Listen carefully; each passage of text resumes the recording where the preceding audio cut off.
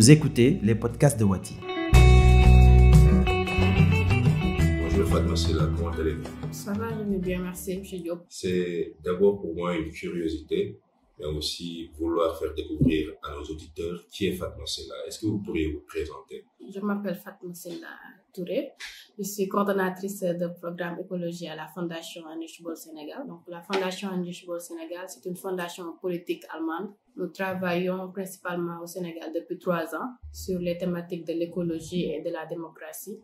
Donc, on travaille avec les acteurs de la société civile, les acteurs étatiques, mais également les acteurs décentralisés comme Central, pour l'émergence d'une société plus juste où la protection de l'environnement sera au cœur de nos actions. Fatmata, vous êtes dans l'environnement par vocation, parce que c'est votre métier, mais aussi parce que c'est votre passion. Et vous vivez à Dakar. Oui. Lorsqu'on vit dans une des villes les plus polluées du monde, comme Dakar, une ville où les déchets sont partout autour de nous, une ville où les arbres sont coupés de plus en plus, où le changement climatique affecte carrément et défigure la ville, quel espoir peut-on avoir pour se lancer dans la lutte pour des causes environnementales? Parce que toutes ces problématiques que vous avez tantôt évoquées, la pollution, la dégradation de l'espace public, mais également tout ce qui est la gestion des nuisances, c'est une source d'espoir, parce que si on laisse tout à l'état de dégradation, donc on ne pourra pas y vivre dans cette ville. Donc il est important qu'on puisse garder cet espoir pour que toutes ces dégradations, toutes ces nuisances qu'on retrouve au niveau de la ville de Dakar ou des autres villes sénégalaises puissent trouver un jour des solutions. Donc on garde espoir pour trouver des solutions avec tout le monde, parce que c'est pas juste une fondation allemande qui vient au Sénégal pour avoir cette prétention de trouver des solutions au niveau environnemental, mais c'est avec tout le monde, c'est avec la société civile, c'est avec les jeunes, c'est avec aussi l'État du Sénégal qu'on va tous ensemble trouver des solutions à toutes ces problématiques, à ces maux qui gangrènent nos villes sénégalaises et particulièrement Dakar. Mais les conséquences du changement climatique et les problèmes environnementaux, même ceux qui ne sont pas liés au changement climatique, sont tellement nombreux dans le pays, sont tellement présents dans la vie quotidienne de beaucoup de citoyens. Et pourtant, les Sénégalais ont cette réputation-là de ne pas être intéressés par les questions environnementales. Qu'y a-t-il à faire alors? Je pense que quand on dit que les Sénégalais ne s'intéressent pas aux problématiques environnementales, c'est juste, je pense, des préjugés. Parce que si les gens qui habitent à Bani ne diront pas qu'ils ne sont pas intéressés par les problématiques environnementales, les paysans qui voient que les pluies ont baissé en termes de quantité et de qualité, ils ne diront pas qu'ils ne sont pas conscients des problématiques environnementales.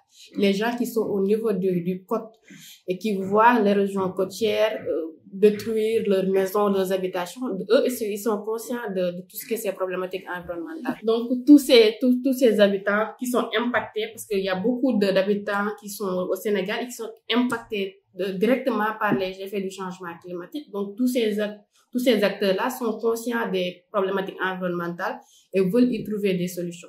Donc, quand on dit que les Sénégalais ne s'intéressent pas aux problématiques environnementales, je pense que c'est juste des préjugés. Parce que maintenant, on a tendance à voir que les gens sont confrontés à ces problématiques et veulent y trouver des solutions, et surtout les jeunes. Les jeunes, s'ils sont conscientisés, s'ils sont conscients des problématiques auxquelles ils sont confrontés, ils sont plus enclins à trouver des solutions, à faire une sorte de collaboration avec les maires au niveau local, mais aussi avec le gouvernement, c'est la société civile, pour trouver des solutions pour s'attaquer à ces problématiques environnementales.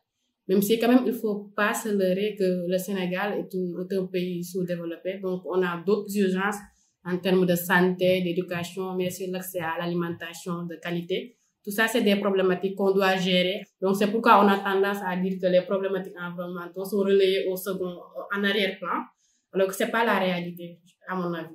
Surtout que les problématiques environnementales, elles ont directement un lien avec l'alimentation, avec la santé, avec tous ces autres secteurs qu'on dit prioritaires. Tout à fait. Mais puisque les Sénégalais sont affectés tant que ça par les problématiques environnementales, et puisqu'il y a une conscience environnementale qui commence à naître, comment ça se fait que cette conscience environnementale n'est pas retrouvée au cœur de l'action publique?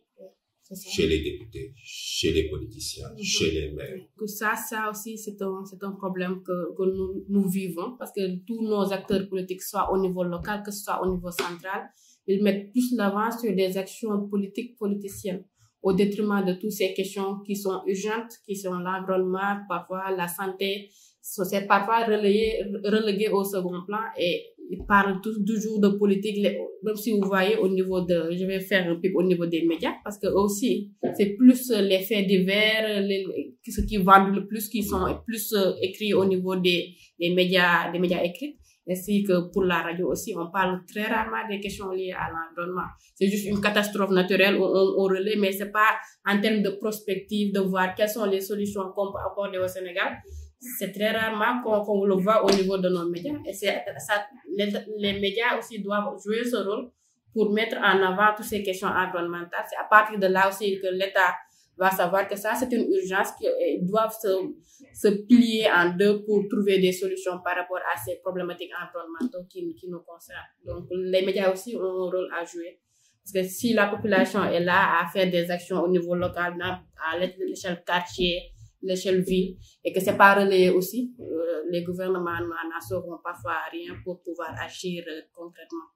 Parce que quand même, les grandes décisions en matière d'environnement, ça peut se faire au niveau national, mais le plus souvent, c'est au niveau international que les grandes décisions se prennent. Et là, il faut que l'État aussi soit au courant des réalités au niveau local. Il faut que ce relais-là puisse exister avec les médias pour porter ce message. Nous parlons des problématiques environnementales de manière assez générale jusqu'à présent. Pour donner une idée concrète à quelqu'un qui ne sait pas de quoi on parle ici au Sénégal, je vais vous poser cette question. Pour vous, quelle est peut-être la catastrophe environnementale la plus grande que Dakar ou le Sénégal ait connue récemment? Je dirais pas catastrophe parce qu'on le vit toujours. Donc, c'est des phénomènes climatiques qu'on vit. C'est tout ce qui est lié à les régions côtières. Parce que le Sénégal, quand même, Dakar, c'est 700 km de côte. Donc, s'il y a une érosion côtière, c'est des milliers. En plus, on sait que la population sénégalaise s'installe sur la frange côtière. Donc, beaucoup de populations sont impactées par tous ces problèmes liés à l'érosion côtière. Donc, ça, c'est une problématique. Et c'est revenu même dans les études. C'est l'une des problématiques environnementales qui revient le plus. À part cela, il y a la pollution. Quand on parle de pollution, c'est pollution générale. La pollution de l'air. Dakar est l'une des villes les plus polluées au monde. Au monde. À part la pollution de l'air, mais il y a également la gestion des nuisances telles que liées à la gestion des déchets. Notre système de gestion des déchets est vraiment défaillant et ça fait que beaucoup de déchets n'arrivent pas à la décharge et la décharge n'est même pas contrôlée. C'est pas la décharge de Mbebe, c'est une bombe écologique. C'est l'une des plus grandes décharges au monde. En termes de superlatifs, quand même, le Sénégal a des superlatifs très néfastes sur l'environnement. Quand on dit Mbebe, c'est l'une des décharges les plus importantes du monde. Quand vous dites les régions côtières, on est très impacté. Quand vous dites pollution de l'air, Dakar est l'une des villes les plus polluées. Donc, en termes de problématiques environnementales, Dakar, c'est une bombe écologique qui est là. Ce sont des alarmes qui devraient réveiller. Oui, c'est des alarmes et c'est terrible. Et la pollution marine aussi. La pollution marine, oui. Quand je parle pollution, donc c'est général. Il y a la pollution marine, pollution de l'air, pollution sonore. Il y a plusieurs types de pollution que nos villes sénégalaises, surtout Dakar, parce que Dakar représente quand même la capitale et représente près de 1/4 de la population sénégalaise sur une petite portion de territoire où s'installent près de 5 millions d'habitants. C'est difficile de gérer. Il y a beaucoup de défis en matière d'environnement, mais également de préservation du cadre de vie. Et quels sont les risques que cela pose pour les prochaines générations? Parce que rien que pour la pollution de l'air, qui est liée à l'asthme, les problèmes pulmonaires, toutes nos générations sont asthmatiques ou ont des problèmes liés aux problèmes respiratoires. Et ça, c'est dû à cette problématique de la qualité de l'air. Tout ce qui est lié aussi à les régions côtières, donc c'est des activités humaines qui sont menacées, la pêche. Donc, vous voyez la brèche de Saint-Louis, combien de morts ont été recensés depuis ces années. Et les déplacés climatiques, on en a aussi au niveau de Saint-Louis. Donc, ça nous touche vraiment, et on doit agir. Il est urgent, plus qu'urgent d'agir. Il est plus qu'urgent d'agir, j'entends ça.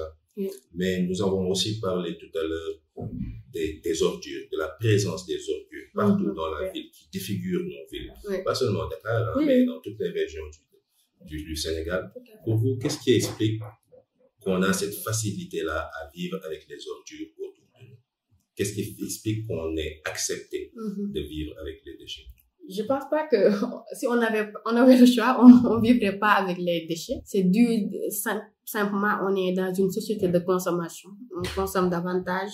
Parce que si on compare les années 2000 à 2021, il y a beaucoup de produits qui sont nés, donc les gens ont tendance à consommer davantage. Et quand on parle de consommation, on parle nécessairement de production de déchets. Mais quand même, c'est normal de consommer et de produire des déchets. Mais ce qui devait être l'alternative, c'est d'avoir des systèmes de gestion efficaces de ces déchets. Donc c'est ça qui n'a pas suivi.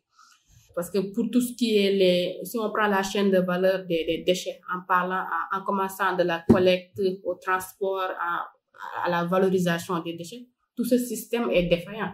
Parce qu'il y a certains quartiers où les camions de l'UCG n'arrivent pas à collecter convenablement les déchets. Donc ça, c'est dit à la forme urbaine. Certains quartiers les ruelles sont petites, donc les camions n'arrivent pas à venir pour récupérer les déchets. Donc ce sont les charrettes qui viennent pour faire cette collecte. Donc, si on prend juste la collecte, il y a un souci. Le transport aussi, on le transporte vers Mbebes. Mbebes, c'est pas une décharge normalisée. Donc, tous les déchets qui arrivent à Mbebes finissent dans la nature. Parce que le plus, c'est des récupérateurs qui viennent récupérer le ferraille, des verres et autres. C'est en général recyclé.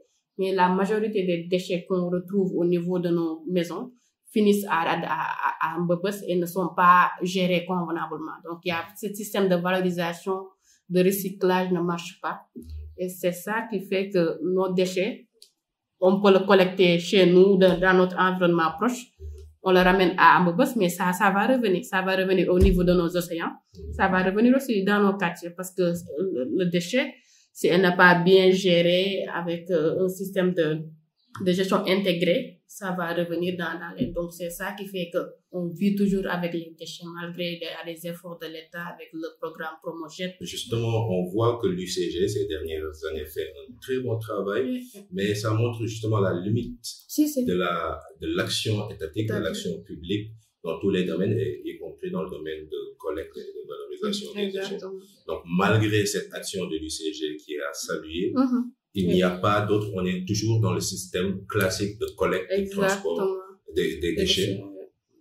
Est-ce que ça veut dire qu'on n'a pas encore pensé des systèmes alternatifs qui peuvent suppléer l'action de l'État? On ne laisse pas encore penser ou il existe et qu'il ne fonctionne pas? Je pense qu'il existe, mais c'est pas très effectif parce que c'est juste les récupérateurs qui sont ce système alternatif, qui sont au niveau de la décharge et qui même parfois vont au niveau des quartiers pour récupérer directement certains types de déchets.